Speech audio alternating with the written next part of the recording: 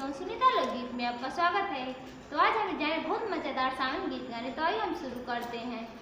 हम के जाए के बाबम बोल के नागरिया, कंवरिया हम के लादी राजा जी। हम के जाए के बाबम बोल के नागरिया, कंवरिया हम के लादी राजा जी।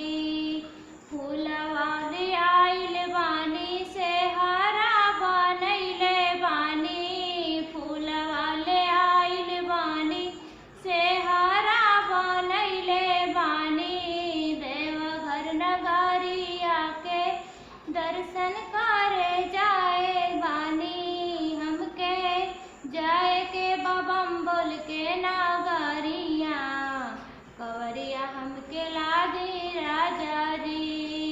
नरियल मंगैले बानी, चुनरी मंगैले बानी, नरियल मंगैले बानी, चुनरी मंगैले बानी।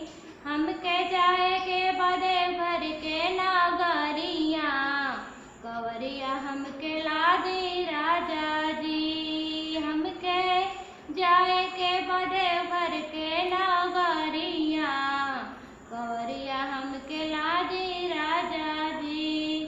फूलवा मोतोरी तोरी से हरा बनैले बानी, फूलवा मोतोरी तोरी से हरा बनैले बानी। हमके जाए के बबम बोल के नागरिया, कंवरिया हमके लादी राजा जी।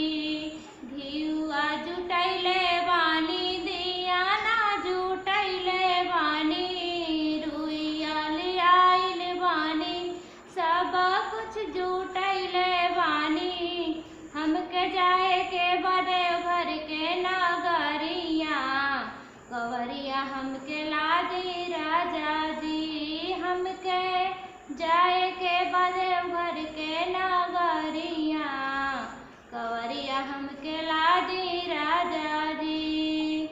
तो दोस्तों, अगर हमारी वीडियो आपको पसंद आए तो हमारे चैनल को शेयर, सब्सक्राइब और लाइक ज़रूर कीजिए। तब तक के लिए बाय।